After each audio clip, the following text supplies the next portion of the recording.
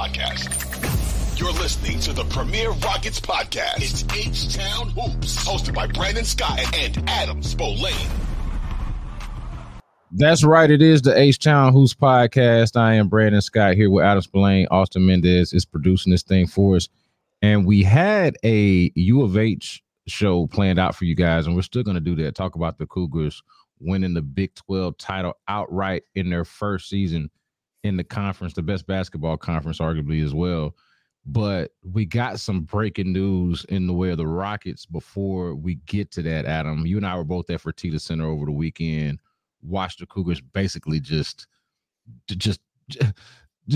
stomp a mud hole into the Kansas Jayhawks over the weekend, man. I mean, they took them behind the woodshed. We'll talk about that in a little bit. But the Alperen Şengün news, we found out, of course, we saw on Sunday that he left the game with what appeared to me like an ankle injury. We found out later it was a knee and an ankle. He's got an ankle sprain and a bone bruise on the knee on the right leg. But it looked really bad on Sunday night.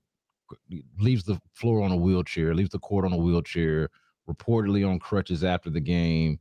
We saw, I don't know if it was just reading lips or we actually able to hear the audio on the game broadcast. But I think we heard the audio of him saying that my ankle's effed up. And so there was some concern about the Rockets' best player going down with this injury. And then we find out on Monday from ESPN's Adrian Wojnarowski that that they catch a break. MRI shows that it's an ankle sprain, severe ankle sprain, bone bruise. And look, he's probably not going to play the rest of the season, but we don't know that for sure. He has not been ruled out, but it seems like they've at least dodged the bullet in terms of it not being any broken bones. What's your reaction to what we found out about Alperen Şengün and what this means for the team? I mean, it's probably the best case scenario. I think that just the way he reacted to it, just the way that it looked on TV, it looked like it could be a whole lot worse. There were people online, the Twitter doctors who were saying that, like, best case scenario, he would come back mid-season next year. Obviously, that's not going to be the case. You were mad at the Twitter doctors. You were mad at the Twitter doctors, Adam. I saw that on Twitter, man. You were mad at them. I just think it's kind of irresponsible to go off video, especially like you're not in the arena. It's not, you're basically going off of angles that are really hard to tell what actually happened. But hey, that's a business for people now. A lot of people are making money being Twitter doctors. So, hey, good for them. I just think it's kind of irresponsible. And the report that I don't remember who it was who put it out yesterday, but one of the guys who gets a lot of followers to sit there and say that, yeah, this is going to be like best case scenario, he's back mid-season next year. I thought that was pretty irresponsible. So, so be it. That's the way the world works. But again, that's it is probably best case snenario, as I said. I haven't seen him really react that way. I mean, he was distraught, I guess would be putting it lightly, just when he came off the floor. So good, obviously good for him, really good for the team. Severely sprained ankle. Listen, there's 4 or 5 weeks. I think there's 4 weeks left in the season, 4.5 weeks, something like that. So odds are he's not going to play again the rest of the way. And that's okay because he'll have a full off season. Maybe he heals quick. Maybe he's one of these maybe he's a Jose Altuve, a medical marvel who comes back faster than we've ever seen. He is not a guy who's really been hurt in his career. So this is going to be something new for him. But if you go by really, I guess the last badly sprained ankle that I can remember, at least that you saw live, was the Christian Wood sprained ankle from 3 years ago now in Memphis. And that's when he came back a little early. So the ankle already wasn't that steady. And he basically missed 6 weeks. So 6 weeks basically ends Şengün's season. He had if it is the end of his season, unfortunately, you cut short what was a wonderful season for him.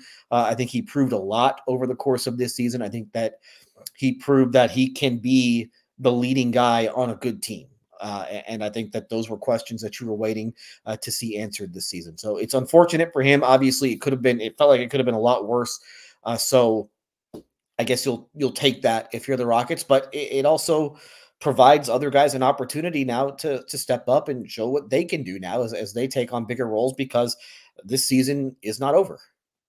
Yeah, so that was my thing about it, was the timing of it. And there's never really a good time to have what looks like a season-ending injury. And certainly you never want to see anybody go through the kind of pain that clearly was, the discomfort and the pain that he was clearly in that moment. You never want to see anybody go through that.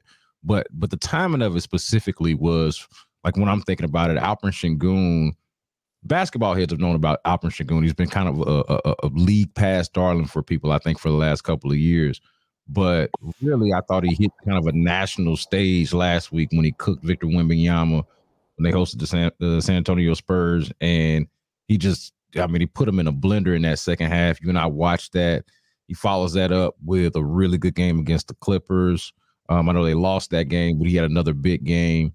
And really just how he was playing as of late and some of the attention he was getting, I thought it was really kind of putting the spotlight on something that you and I have been following, Rockets fans have been following for a while now, and that's Alperen Şengün emerging as the Rockets' clear-cut best player on the team. I think last year there was some question on who's the best player on the team. Is it Alperen Şengün? Is it Jalen Green? Is it Kevin Porter Jr.? And then this year, I don't think that there's been a question about that, like at any point. I don't think at any point you've been able to question who is the best player on this team. And then beyond that, to your point about Şengün showing that he could be the best player on a good team, that was the next step of, hey, is he just the best player on this team, or can he be the best player on a good team? Can he be a guy that you build around? I mean, I went on the radio a week ago saying, hey, man, based off of this moment against Victor Wembanyama, and I know it's a rookie and it's a bad San Antonio Spurs team, but Alperen Şengün looks like a guy that you give a max contract, that you build your team around. He looks like a clear franchise player at this point. And like you said, those were things that I feel like I questioned even at points during this season, and it's hard to do that now. So I hate it for the timing element of it when he's showing not just himself, but the entire world that he's clearly a franchise level player, a guy that can be a perennial all-star and that sort of thing. Yeah, but the good news in all this is that, again, it wasn't as serious as maybe people thought it might be. So he'll have a full offseason. And I don't think he has any national team responsibilities this year. There's no World Cup. Turkey didn't qualify for the Olympics. So I think that he'll get to spend all of his time just focusing on improving his game and looking forward to next year, which will obviously, again, be another big season for him. Whether or not he signs an extension this summer, we'll have to wait and see. If he doesn't, then he gets to prove himself next year. And again, he'll probably have a full offseason in which to do so. So it's unfortunate that if his season ends, that it ends this way. But I think if you're the Rockets, you're probably, all things considered, you're probably, I don't know, celebrating is the right word, but you're not like too sad because, again, it really felt like it could have been just a really bad injury. Is his extension coming in the offseason, or do they wait? Like, how do you see that playing out? I'm always big on don't do the extension until you have to. Take the extra year, unless it's like somebody who you just know is a star, like just a flat out star, especially now, if you can get him to like Tyrese Halliburton, that's an easy max guy. Anthony Edwards, that's an easy max guy. You go ahead and you get that locked up as soon as you can. Other guys, I think sometimes you wait. I don't know. I don't know if there's a max deal out there for Şengün anywhere right now. So I think if you're the Rockets, you can sit there and say, no, we'll wait and see. We'll wait and see how things go next year. Or here's our offer. If you take it, go ahead. If not, play it out. Because again, the Rockets are in a position to where they don't have to do anything because he's a restricted free agent. And he could always take the qualifying offer for that 5th year, but nobody's ever done that. So if the Rockets allow him to hit the market, again, they have the opportunity to match. You can say if he wants a max in summer 2025, they can say, hey, go get the max and we'll match whatever you get. And boom, there you go. So it's you're not in a position to where you have to do anything, but a lot of times you want to get something done so the player doesn't have to worry about it. But we'll have to wait and see, because obviously you have that question with him. You had that same question with Jalen Green. Yeah, you mentioned Jalen Green. One of the things that I really liked was how he had been playing, Şengün, how Şengün had been playing with the guards lately, man. Like, I liked how he'd been playing with Fred VanVleet since the All-Star break. I liked the way he'd been playing with Jalen Green.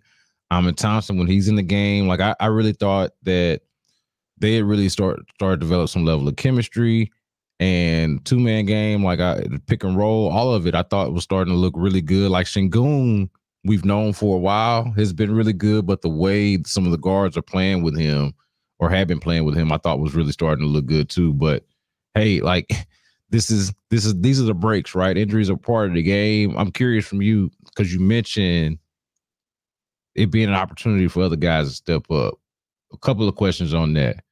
Who do you think those guys are that are going to step up or could step up? I think we should shout out Jock Landale as somebody who was catching a lot of heat from Rockets Twitter and from Rockets fans during the season, and as of late has been playable, giving you a lot of respectable minutes. So I imagine his name might come up.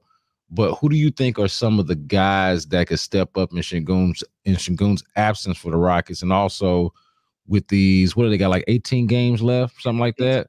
In these last 18 games or so, what do you feel like their chances are? I mean, their chances are already pretty bleak with Şengün being 4.5 games back, whatever it is, especially with him out being the centerpiece of what they do.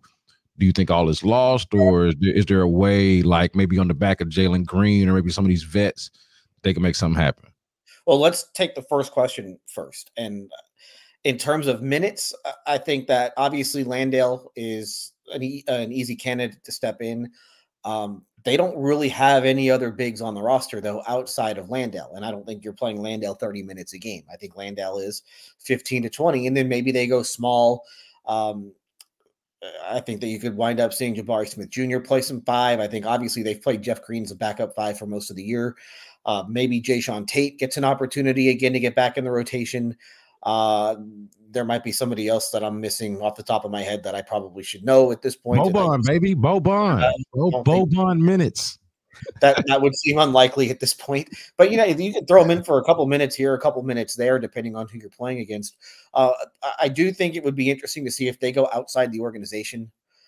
They have not, Brandon, they have basically made, since the season started, they have had the same 15 on the active roster and the same 3 two-way guys, except for the Oladipo Adams trade. Like basically the entire roster has stayed the same.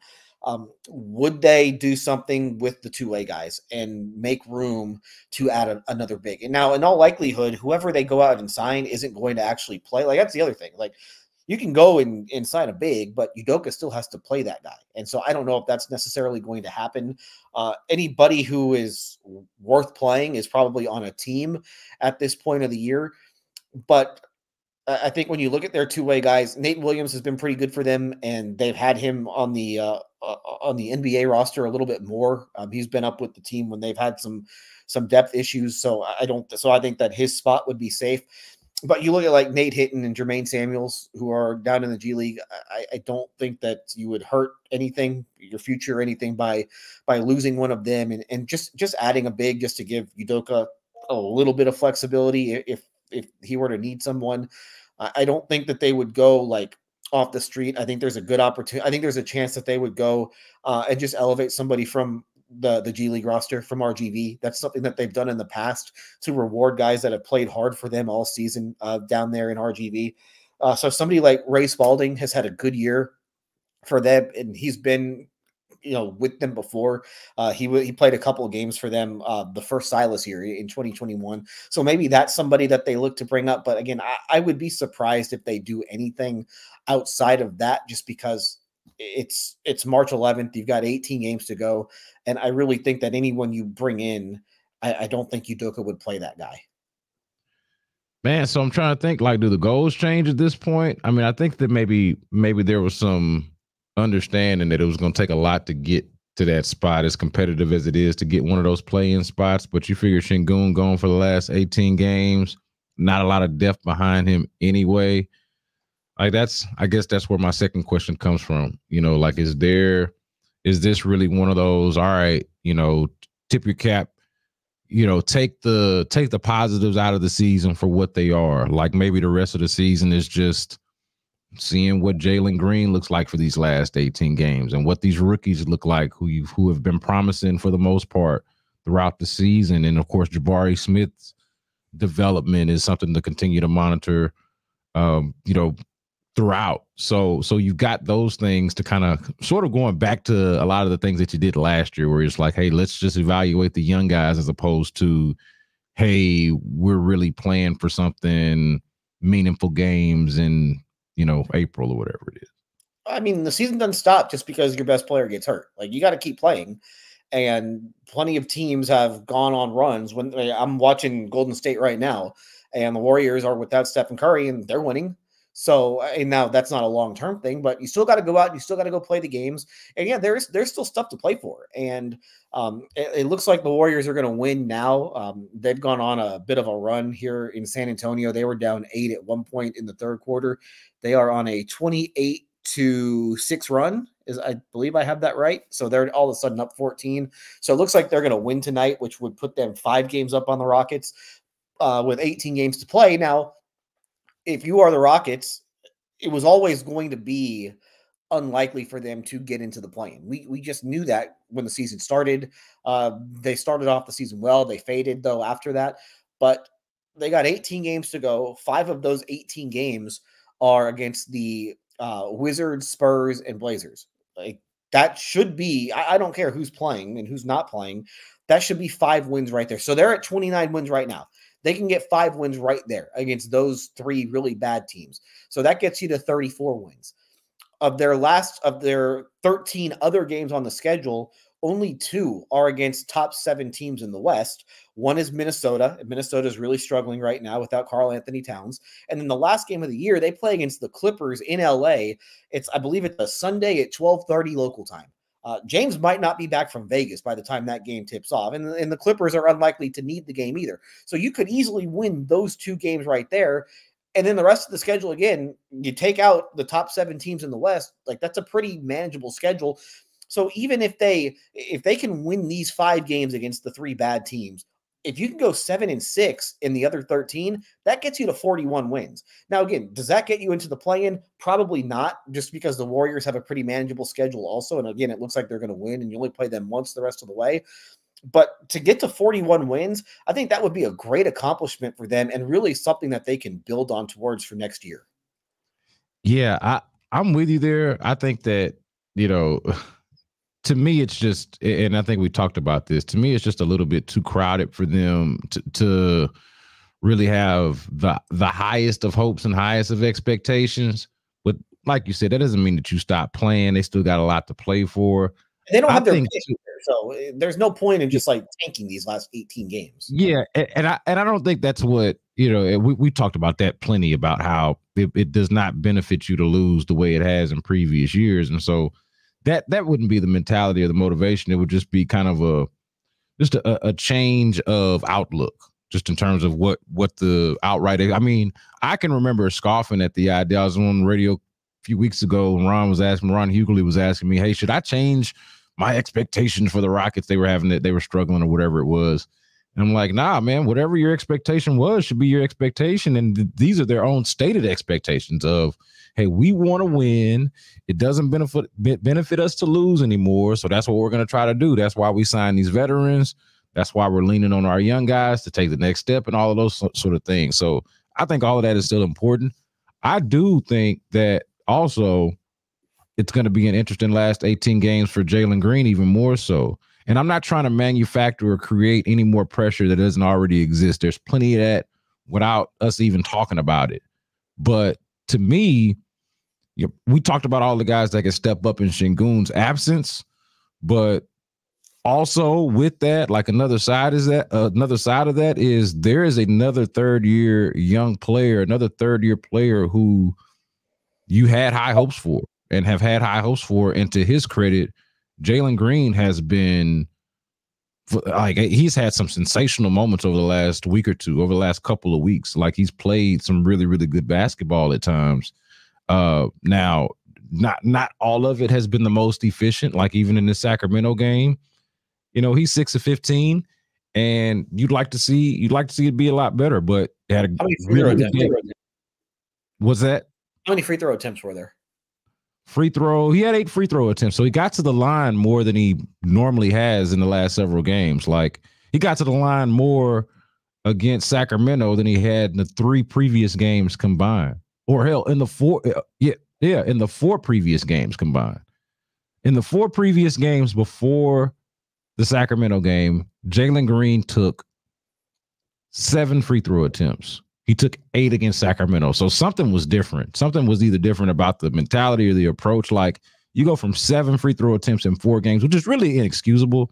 I'm saying how much better he's been playing, and I do think he has been. But that's the one issue, is like not forcing the issue or not getting the calls or whatever is the reason. It's got to change. Like, it's got to be a lot better than that. It was against Sacramento, 8 free throw attempts as opposed to 7 in the previous 4 games combined. But I mean, I think this is just a hell of an opportunity for him to really show what he's about, show what he's got, which I think, again, to his credit, he's been doing. Like I don't apologize for the conversations we were having a couple of weeks ago about whether it was time to bench him and like just what are they going to do with him? What is the plan with Jalen Green for the future? I don't apologize for having that conversation because it was warranted at the time and the moment, and still is. But also the way some of the games that he's had since then make those conversations look silly because of what's in there, what the potential actually is. So I don't know how you look at that, but I see this as just an obvious chance for Jalen Green to kind of show what he's got. No, you're right. And you look, when you lose Şengün, that's the guy that leads your team in front court touches. That frees up. That's 57 front court touches a game that you're losing. I think he's probably second in the team in shots behind Van Vliet. So again, somebody's got to take those shots, and it is an opportunity for him because they get to play a little bit faster, I think. And, you know, when you're dumping the ball into the post or into the high post or wherever, it does slow the offense down. And I think that we have seen over his 3 years in the league that Jalen Green is probably better when you play a little bit faster, when you get the ball down the floor quickly and take quicker shots, get to the rim. And also without having Şengün on the floor, is that, you know, it should, especially if they are able to play 5 out. And I think they'll probably try and do a lot of that with Jabari at center, or even with Landale at center, or Jeff Green, you know, so that should give Green a little bit more space to work with in the half court if need be. So I do think it's a really good opportunity for him to show what he can do as probably the focal point of the offense again. And he was the focal point of the offense his first couple of years in the league, but he's a better player now than he was then. So now he gets the chance to really show off, I think, how good of a player he is. And if he pops over these last 18 games, that's great for him. If he doesn't, then I think if you're the Rockets, you kind of understand what needs to happen to him moving forward. So it's a great showcase for Jalen Green. It's also a bit of a showcase too for Jabari Smith and all these other guys. Like, when you lose your best player, it just provides an opportunity for other guys to step up into that role. So I think that's why these last 18 games are really important. No doubt, man. Let's switch over to these U of H Cougars, man. We were both at Fertitta Center on Saturday when, like I mentioned earlier, U of H took Kansas behind the woodshed, man. They stomped a mud hole in these cats. Like, it was shocking to me, you know, and maybe it was based on the fact that, you know, Kansas had beaten them so bad earlier in the year that I just figured, hey, U of H is going to get up for this game, but I did not see a blowout just based off of talent alone. Now, Kansas's 2 best players ended up getting hurt in this game, but man, it was never really competitive, like, ever at any point. You know, I'm looking at halfway through the first half, Kansas got like 9 points. You know, like I mean, it was bad. It was really, really rough. For U of H, man, they get this Big 12 title in their first year in the conference. It is, I want to say, their 5th conference championship in the last 6 years. I want to say that's what I saw. 5th conference championship in the last 6 years. Just a really impressive run. And we've covered this and talked about this before of Kelvin Sampson and the job that he's done. But this feels like, to me at least, I don't know if this is their most talented team, but it for sure feels like they're like the team that has the best chance to win it all. What do you think about U of H's chances after having watched them and covered them for as much as you have this year? Does this look like a team based on, and I know we got the conference championship to go. They're going to play the winner of Oklahoma and TCU on Wednesday, I believe, right? Oklahoma and TCU play Thursday. Is it Thursday? Yeah. They play Thursday. Well, I'm saying Oklahoma and TCU play Wednesday, I think. Yeah. And you're right. And then I thought my bad. I thought you were asking when U of H plays again. No, you're right. But we were saying the same thing differently. U of H plays the winner of that game, which plays on Wednesday. They play that winner on Thursday. And there's probably a cleaner way I could have said that. But point being, and I just want to mention too, I think that's going to be whoever they get, because think about it. They lose to TCU by, I think, maybe 1 or 2 points, and they only beat a possession game. Yeah, and TCU is the only Big 12 team they have not beaten this year. Yeah, they lost 3 games in the Big 12, 1 to Kansas, 1 to Iowa State. They avenged those losses. They didn't get to play TCU a second time. Yeah, and then Oklahoma, they only beat by a possession. Yeah. So it's like either one of those opponents could be interesting for them. I don't think, you check me if you think I'm wrong on this, I don't think losing to either one of those in the conference tournament is going to have a major effect on them at all. But it wouldn't help them, to have a dud. I think in this conference tournament. What do you think about what you've seen from U of H and what their chances are as things unfold here in March? So they're locked into their seed. Like, they are going to be the 1 seed in the Dallas Regional. I believe they will play their first 2 rounds in Memphis. So, like, the only thing that they are playing for is the possibility of being the overall number 1 seed. And frankly, I don't think that really matters a whole lot. So that's kind of where they stand. And you have Purdue and UConn in the mix too for that overall number 1. I think if U of H were to win the Big 12 tournament, that means you're probably adding 3 more quad 1 wins. They will probably be the overall number 1. But again, I don't think that matters a whole lot. I don't think there's a ton for them to be gained this week. In all honesty, for them, it would probably be better. I hate saying this, and I always hate it when people say this, but I'm going to say it anyways. They would probably be better off losing on Thursday and getting some rest, as opposed to playing a couple of very high intensity type games against really good teams in the Big 12. Like, they're going to play Oklahoma and TCU are probably going to be tournament teams. Whoever they play in the semifinals is going to be a tournament team. Whoever they play in the finals would be a tournament team. Basically, the 3 games that they play if they were to go to the championship, the 3 games they play this week will be tougher than any game that they play the first 2 rounds of the NCAA tournament. That's kind of how you have to look at it. So I don't think there's really a whole lot of benefit. And again, they're banged up. Jawan Roberts has been dealing with a bulky knee for a good portion of the season. Jamal Shedd's been banged up here and there. So they're in a weird spot. However, I do think that it would be big for them to get some of these guys who haven't played a whole lot, like a Cedric Lath, who they're going to really need with JoJo Tugler's injury, like to get him some experience against high-level competition. I think that would be really valuable for him. See if they can get Damian Dunn going again. They're going to need they need some guys to come off the bench because I don't think, just to answer the first thing you said, I don't think that this is their most talented team. I mean, you look last year, they lost 2 first-round picks off of last year's team. Jarris Walker was taken in the top 10. Marcus Sasser was a first-round pick. I don't think any of their rotation players are first-round picks. The one guy who I think people say would be JoJo Tugler, and he's not going to play this postseason. So it's definitely not their most talented team. It might be their best team, though. I think they play really well together as a team. Defensively, it is elite. And offensively, they have their ups and downs. But what they do better than anybody else in the country, you can talk about offense, you can talk about defense, they win the possession battle. You look against Kansas, they had, when you combine the offensive rebound differential and the turnover differential, they got 14 extra possessions in that game. They had 6 more offensive rebounds than Kansas. They had 8 fewer turnovers.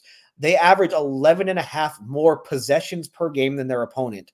And that is by far the most in the country. Nobody else is in double digits. And that's how they're able to win games. Their best offense a lot of times is the missed shot. They have the ability to force turnovers, and they take care of the ball. So I think that's what makes this team really, really special. And Sampson's teams have always done this, but I think this year they're better than anybody else in the country. And so that makes up for maybe some of their talent. They're going to go up against teams that have more talent than them. Maybe in a lot of rounds. There are going to be a lot of games where they are not the most talented team. And you look at Big 12 play, there are a lot of nights where they aren't the most talented team, but they do the little things that win. And I think that's what, if they do win a championship, that's what's going to get them there. Yeah. So I was gonna push back with some iron sharpens iron. Maybe get a little bit of Big 12 competition in that some tournament type of competition in that conference tournament and get yourself ready, especially since you're gonna play somebody that you're much more talented than in that first round. But man, you might be right. It might actually be a good idea for them to, rest some guys up and maybe I just don't know. Like, I don't know if a Kelvin Sampson team can turn it down or turn it off for even a second. But I love the possession stats that you mentioned, how they win the possession battle, because it goes in line with the statistics that you mentioned go in line with just my non-scientific eyeball observation of, dude, when I watch the U of H men's basketball team, it always looks like it's more dudes on the court than it's supposed to be. Like, they look like a basketball team that, like, they remind me of like a football team getting called for 12 men on the field. It feels like there's a sixth or seventh guy out there, especially on defense. And that makes sense. It's probably because they're winning position. They're turning the other team over. They're getting out in transition. They're not turning the ball over themselves. They're on the offensive glass. Like, and then they just kind of get after it in a way that is just a hallmark of Kelvin Sampson teams, and especially these U of H teams that we've watched over the years. Like, I watched them and I just find myself counting, like, is it 5 dudes on the court? Because the way that they play defense makes it feel like it's more of them out there than it actually is. One of the things that Sampson does in practice is that he'll put 60 seconds on the shot clock, and you make those guys guard for 60 seconds because it's hard to guard teams for 30 seconds. It's even harder to guard them for 60. And so that's the challenge that he really sets for those guys. And they're relentless. Like, it's not a team that has like great rim protection. I mean, their 2 forwards are basically 6'8". Like, they don't have like shot blocking, but they just stay in front of guys and they just play. It's not like they're mixing in a bunch of zones and a bunch of traps. They just play really good connected man-to-man defense. It is really that simple. And they just make it really tough to score on you. And they put a ton of pressure on you. And they want to, when they went to the Final Four in 21, they shot 32% in the Elite Eight, and they still won the game because, again, they won the possession battle. And so it's little stuff like that wins games. And they went 15-3 in the Big 12. Like, that's an absurd record. 15-3. They weren't pushed at all at home. All 9 of their home wins in the Big 12 were pretty easy, except for the Iowa State game. Iowa State there might have been 1 or 2 games that were not double-digit wins. But then they went on the road and won in the Big 12. And that's to go 6-3 in Big 12 road games and to win at BYU and Texas and Oklahoma and Baylor. Like, those are really good. Cincinnati, those are all really good wins. And so it's been just a really impressive team. Again, it's not the most talented team in the world, but they're just really good. Obviously, they're really well coached. They play together and they just play hard. They play harder than it. That's the one thing that opposing coaches say, is that they just play hard.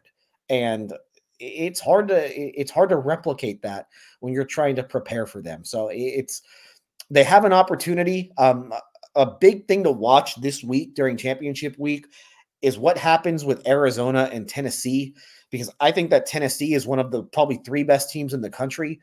And if Tennessee winds up getting a 2 seed, they would be the 2 seed in the South with U of H. If they get the 1 seed, then that would drop Arizona to the 2 seed in the West. Tennessee goes to the West as the 1 seed. And then that would make U of H's road with the 2 seed probably a little bit easier. So keep an eye on Tennessee and what Tennessee does over the course of this week, because that's not a team that I would want to play if I don't have to. Yeah, I hear you. I think it was Tennessee and Kentucky that I was watching on Saturday. Those are 2 really good teams. Yeah, they were playing at the same time as, or roughly at the same time as, U of H and Kansas were on Saturday. And well, wait a minute, is that right? Maybe I was watching them. I'm trying to remember what day that was. I was watching them while I was at another basketball game, and I think that was the basketball game that I was at. But either way, the takeaway was, damn, they're really good. Both teams, damn, they're really good. I'm with you on that. If if they can make that road to the Final Four easier, then that would be ideal. Man, when I think about this team, and we talked about it, they are probably not quite as talented as some other ones, but perhaps better for the way that they play together. I feel like Jamal Shead emerging as, and he's been a good player for them for a long time, but him emerging as a player of the year type of guy, All-American type of guy, and the addition of LJ Cryer from Baylor, Houston guy, Houston native guy, but played at Baylor, was a part of their national championship team a couple of years back when they won it. People talk about them not being great offensively, but they do have a handful of guys that can go get a bucket. Jamal Shead is one of the obvious ones. Okay, a smaller guy, but can go get a bucket. We've seen it. LJ Cryer is a scorer. Sharp is somebody else who I think can get a bucket. Obviously, Juwan Roberts is somebody that they've relied on. You mentioned him being banged up, but that one specifically, adding a guy with the Big 12 experience coming in, instant offense, or somebody that you can really rely on to go out there and get a bucket for you, on top of the fact that Jamal Shead elevated this game and took it to another level. A number of things have gone right for U of H this year, but those are things that really stand out, especially watching them toward the end of the season. Yeah, it's taking advantage of the portal, and that's what they were able to do with Cryer. I think he's their leading scorer. I know he has been. For much of the year. Maybe Shed might have overtaken him. I don't think he did, but yeah, he's been their leading scorer. He's their best 3-point shooter. Emmanuel Sharp has really had a good year, and I think that he's going to wind up being on some NBA radars. Maybe not this draft, but in 2025. And then Roberts and Francis are just solid. They're just solid players, and again, all these guys play hard. And I think what is important for them winning the Big 12, it takes the program to a different level just because of how good the conference is. And when they went to the Final Four in 2021, there was kind of this, but they didn't beat anybody to get there. All 4 wins that they had in the tournament that year were against double-digit seeds. So there's the but, and then once they played a top seed, they got blown out in the national semifinal. They won all these conference championships, but it's the American. You're not playing anybody. There's no but when you win the Big 12, especially this year. The conference is so good. It's so deep. Every team in the Big 12 was good this year. I guess Oklahoma State and West Virginia were not very good, but the other 12 teams are good, and the other 12 teams are capable of beating anyone at any time. And to go through that schedule, 15-3, 6-3 on the road, that's hard to do. And it is going to be hard pressed for another team to do that. I don't care how much talent they've got. It's going to be very hard for another team to go 15-3 against the Big 12 schedule. Yeah, no doubt. My last thing on this, and this is a little non-basketball specific related, but just like the environment, Adam, I don't know, like you went to more games at Fertitta Center than I did this year. I only went to a couple, including this last one against Kansas. But man, you and I have been everywhere, basically everywhere in this city for sure, in terms of sports venue and environment. I mean, outside of Minute Maid Park, I know NRG was electric just several weeks back with the playoffs and everything. And, football, baseball, those are bigger venues, and, it's a different kind of scale. But for me, man, I don't know what you think, but when I walk through there, I'm like, man, Fertitta Center, this U of H thing, when it's rolling, and there have been some dark days, to be clear, some really, really, really dark days. But when it is rolling, and especially with this run, man, that place it doesn't take a back seat, I don't think, to anything. Like, obviously, Minute Maid is the, premier Houston sports experience, that you could have, especially with the Astros run. But man, just being there, man, that environment, you got, of course, Hakeem Olajuwon, who's been at the games for a long time, being who he is. But like Tank Dell's there, and now all of a sudden he's a big deal because, he's a Texan and a Texan success. Bringing CJ Stroud with him to the Texas game, I was there for that one. Case Keenum's out there. Like there's just like a buzz, a kind of a feeling there that really kind of just makes this a scene to me. Yeah, they did a good job with the arena. It's not too big. It holds almost 8,000. And so it's very like cozy. The noise Yeah. doesn't have anywhere to go. And when it's filled up, and it's been filled up all year. Like there were some games the years before where it wasn't filled up, but it turns out when you play a Big 12 schedule and you're playing good team after good team after good team after good team, it's going to fill up. And so, yeah, it really is a great environment. It helps. Again, the team is really good. It's easy to get people to show up when the team is really good. So, yeah, I give them a lot of credit. The facilities have really been they're top notch, and I think that's what most opposing coaches will say is that it's a great building. It's a really tough building to play in. They don't lose at Fertitta Center very often. They did not lose at Fertitta Center once this year. They might have lost one conference game there. They lost to Temple somehow last year. But again, there's not a whole lot of buzz when you're playing against an American Athletic Conference schedule. There's a whole lot of buzz when you're playing against Big 12 opponents. And I know the Big 12 is going to lose Texas and Oklahoma, but you're gaining Arizona. You're gaining Arizona State. Like, just to gain Arizona brings that conference up to a whole new level, because that's just another top 10 team that you're going to add to the schedule. So it's a really good time to go to U of H basketball games. That's for sure. Yeah, well, I mean, I think underrated whenever you're talking about the scheduling and the conferences and everything, specifically with the Big 12, and you talk about the buzz. I mean, the Big 12 has alumni bases either in Houston or near it.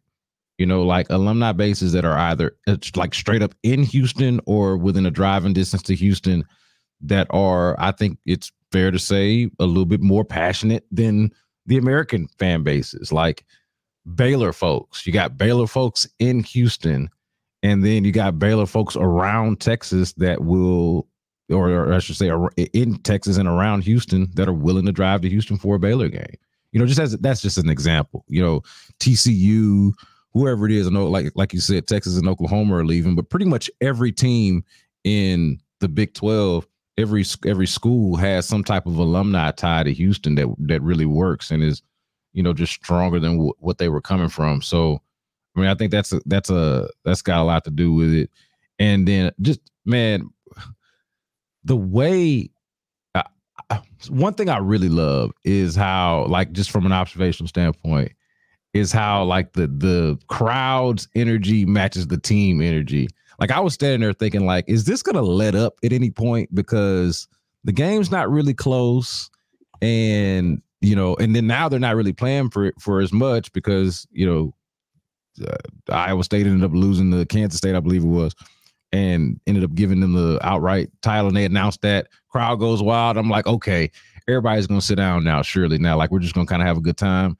And nah, man, I'm standing around looking at people arguing calls, and they're up by 25 points. And I'm just like, yo, you people are insane. You people are insane. And like, I've been to games at Hawthorns when there weren't nearly as many people. Been to games at the Fertitta Center where there weren't nearly as many people or nearly as much passion. But now it feels like they got a crowd that matches the rabid energy of the actual team on the court. So good for them, you know, good for them. And it's cool to see that the city has, you know, a sports environment. I think college sports provides an opportunity for environments like that are just different from pro sports. Like the connection to the product is just different. And we don't have a premier college sports anything really outside of this. You know, like nobody's football team is great. And this is it. So it's really, really, really cool to be a part of. I do wish we had a more passionate, seemingly like college basketball market. Like, I wish it was a bigger thing here. And it's like, you know, like how it is for Kansas, you know, for the folks out in Lawrence. Like, this is the big show in town. You know, I wish the U of H had sort of a similar thing when they get big. But for what it is and for the people who do care, man, they really, really freaking care, dude. Well, they have it. It's just been dormant for basically the last 30 years. Yeah. But they're out and they're coming out now, and they've been basically been reawakened by Kelvin Sampson, who, by the way, he got ejected in a game they were up by 20. So I mean, the crowd kind of takes the attitude. They take the attitude of him, and that was a great hire, and it was a controversial hire at the time off of what happened to him at Indiana.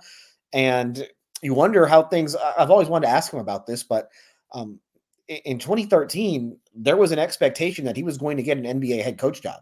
Like, I remember after the Rockets season ended, they're like all the players and Kevin McHale were basically resigned to the fact that he was going to be an NBA head coach, and he had interviewed for a couple jobs. I think Orlando was in the mix. Orlando might have been years down the road, but he'd interviewed for the Sixers before Brett Brown got that job. And there were a couple other teams that were interested in him. He didn't get any of those jobs, and then winds up going to U of H during the season in 2014. And man, U of H was just a dead program. Really, they actually 2014 was one of their better years. And then James Dickey just kind of stepped down right at the end of it. And man, the way he built that thing up really from the bottom, because it was not in good shape when he got there. The facilities were not in good shape.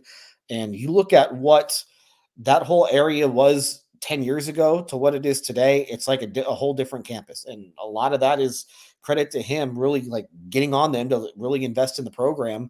And they have, and it's elevated the program back to, basically back to Phi Slamma Jamma heights. And I did not think that was necessarily something that was like, you could have one good team, but for them to now have essentially 5 straight years of just great team after great team after great team and contender after contender, I didn't think that was necessarily possible at U of H, and he's done it.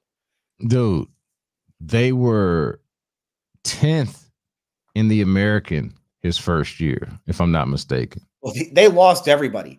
Because the year before they finished 6th, and then they wound up getting to the conference tournament. They got to the semifinals, and that was when the American had Louisville and UConn. UConn won the championship that year. The American was really good in 2014. He lost basically the entire starting 5 and had to start over. Actually very similar to what he left at Indiana. And then within a couple of years, they were really good. I think it took maybe 3 years for them to get to the tournament after that. But once they got there, they have not shown any signs of like not making the tournament ever again. Yeah, man, just incredibly impressive stuff. Really great environment, sports environment to be a part of, to check out. Can't wait to see what they end up doing. I'm now, you took a little life out of this Big 12 tournament, because I'm kind of like, man, maybe I think you're right. I think they would be better served to not do the U of H things that they do. Like, don't be yourselves in this tournament, because they play hard as hell, and these are going to be some good teams that they're going to have to face no matter who wins between TCU and Oklahoma. So I'm kind of, Buzz is sort of taken out of that tournament, man. I'm kind of like, let's just fast forward on to the real deal. Fast forward on to the real deal, since we know what's happening. It's hard because they really can't like improve their standing. You're in this weird. Sampson was talking about this today when he was at Washington State. He was in the Pac-10. It was the Pac-10 back then. But when he was there, they had a conference tournament, and then they got rid of the conference tournament because the coaches from like UCLA and Arizona and all the good programs are like, no, this is hurting us once we get to the NCAA tournament, because we're all having to travel east. We have less time. So they just did away with the conference tournament. And Sampson's like, no, I want the conference tournament, because for us at Washington State, that's the only way that we're getting into the NCAA tournament is if we win this thing. So you take this away from us, it's going to be hard for us to really accomplish anything. And now he's kind of in the same boat as Arizona and UCLA were back then. But he still likes them. He still wants the conference tournament. And they're not going to like not play hard in Kansas City. But I think what I would do if I were them, I'm not playing Jamal Shed like 35 minutes a game. I'm bringing back some of these minutes. I'm making sure, if I have the opportunity to get Damian Dunn hot again, I would try and do that, because you're going to need that guy once you get into the NCAA tournament, because again, they just don't have a ton of depth right now. They lost Terrence Arsenault in December. They've lost 2 other rotation guys really in the last month. And Damian Dunn was a transfer from Temple who was supposed to be really good for them, got off to a decent start this season, and he's really tailed off, although he did play well against Kansas. If they can get him going and have that scoring punch come off the bench, because there are going to be games where Cryer doesn't make shots, and when Sharp doesn't make shots, they're going to need somebody else to come in and make shots. And so that's somebody who could do it for them. Thursday's going to be a fun basketball day, man. Thursday's going to be a fun basketball day. The Pac-12 tournament. Oh, that's right. That's where you're gonna be at. That's right, man. I'm gonna be somewhere sitting on my ass, probably watching. We're gonna have U of H playing the winner of Oklahoma and TCU on like around 2 or 3, something like that. And then at Toyota Center, the Rockets are hosting the Wizards, and I'll probably fall in for that. So, or I might sit on my ass and watch all of it from home. Who knows? All of those things are in play and are, I think, viable options. But that's gonna be fun, man. Get a little U of H in the afternoon. Get a little Rockets at night. I can do that. Man. Some local, a little local hoops action for Thursday. I say this all the time, but if you like college basketball, this week is better than next week. The conference tournaments are better than the NCAA tournament because there's more games and you get like rivalries. You know, I said this earlier, but U of H is going to play. If U of H goes, or whoever goes, I'll say U of H. If U of H goes to the championship game in the Big 12, all 3 teams that they play this week will be better than the 2 teams that they play next week. So that's what makes this week a whole lot of fun. Again, there's games on right now, and you got, I love today because it's the semifinals in the West Coast Conference, and that all leads up to, in all likelihood, Gonzaga and St. Mary's playing for the 3rd time tomorrow. Like it's just a really good time for college basketball, and I'm telling you, it is better this week than it is next week. I guarantee it, 100%.